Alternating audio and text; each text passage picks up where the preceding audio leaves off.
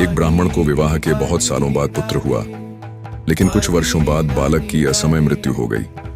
ब्राह्मण शव लेकर स्मशान पहुंचा। उसे पुत्र प्राप्ति के लिए किए जप तप और पुत्र का जन्मोत्सव याद आ रहा था। स्मशान में एक गिद्ध और एक सियार रहते थे। दोनों शव देखकर बड़े खुश हुए। दोनों ने प्रचलित व्यवस्था बना रखी थी।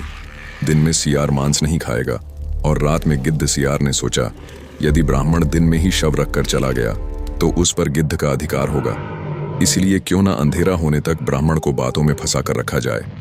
वहीं गिद्ध ताक में था कि शव के साथ आए, कुटुंब के लोग जल्द से जल्द जाएं और वह उसे खा सके।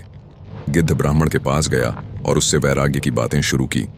गिद्ध ने कहा, मनुष्यों, आपके दुख का कारण यही मोह माया ही है। संसार में आने से पहले हर प्राणी का आयु तय हो जाती है। आप अपने पुत्र को वापस नहीं ला सकते, इसलिए शोक त्याग कर प्रस्थान करें। संध्या होने वाली है। संध्या काल में स्मशान प्राणियों के लिए भयदायक होता है, इसलिए शीघ्र प्रस्थान करना उचित है। गिद्ध की बातें ब्राह्मण के साथ आए रिश्तेदार आर को बहुत प्रिय लगी। वे ब्राह्मण से बोले, बालक के जीवित होने की आशा नहीं है, इसलिए यहां रुकने का क्या लाभ। सियार सब सुन रहा था। उसे गिद्ध की चाल सफल होती दिखी तो भागकर ब्राह्मण के पास आया। सियार कहने लगा, बड़े निर्दय हो, जिससे प्रेम करते थे, उसके मृत देह के साथ थोड़ा वक्त नहीं बिता सकते हैं, फिर कभी इसका मुख नहीं देख पाओगे। कम से कम संध्या तक रुककर जी भर के देख लो। उन्हें रोके रखने के लिए सियार ने नीति की बातें छेड़ दी। जो रोगी हो, जिस पर अभियोग लगा हो और जो स्मशान की ओर जा रहा हो, उसे बंधु बांधव के सहारे की जरूरत होती है। सियार की बातों से परिजनों को कुछ तसल्ली हुई और उन्होंने तुरंत वापस लौटने का विचार छोड़ा। अब गिद्ध को परेशानी होने लगी। उसने कहना शुरू किया, तुम ज्ञानी होने के बावजूद एक कपटी सियार की बातों में आ गए। एक दिन हर प्राणी की यही दशा होनी है। शोक त्याग कर अपने अपने घर को जाओ।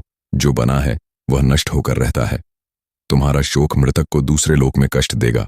जो मृत्यु के अधीन हो चुका, क्यों रोकर उसे व्यर्थ कष्ट देते हो। लोग चलने को हुए तो सियार फिर शुरू हो गया, यह बालक जीवित होता तो क्या तुम्हारा वंश ना बढ़ाता।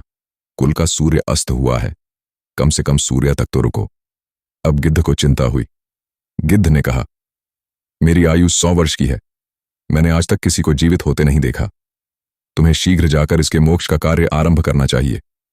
सियार ने कहना शुरू किया, जब तक सूर्य आकाश में विराजमान है, देवीय चमत्कार हो सकते हैं।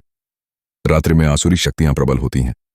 मेरा सुझाव है, थोड़ी प्रतीक्षा कर लेनी चाहिए। सियार और गिद्ध की चालाकी में फंसा ब्राह्मण परिवार तय नहीं कर पा रहा था कि क्या करना चाहिए। अंततः पिता ने बेटे का सिर में गोद में रखा और जोर जोर से विलाप करने लगा। उसके विलाप से स्मशान काने लगा। तभी संध्या भ्रमण पर निकले। महादेव पार्वती वहां पहुंचे। पार्वती जी ने बिलखते परिजनों को देखा तो दुखी हो गई। उन्होंने महादेव से बालक को जीवित करने का अनुरोध किया।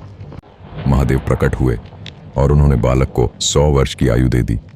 गिद्ध और सियार दोनों ठगे रह गए। गिद्ध और सियार के लिए आकाशवाणी हुई, तुमने प्राणियों को उपदेश तो दिया, उसमें सांत्वना की बजाय तुम्हारा स्वार्थ निहित था, इसलिए तुम्हें इस निकृष्ट योनि से शीघ्र मुक्ति नहीं मिलेगी। निष्कर्ष शोक का आडंबर करने से कुछ नहीं मिलता। सच्चे मन से दूसरों के कष्ट पर शोक करना चाहिए।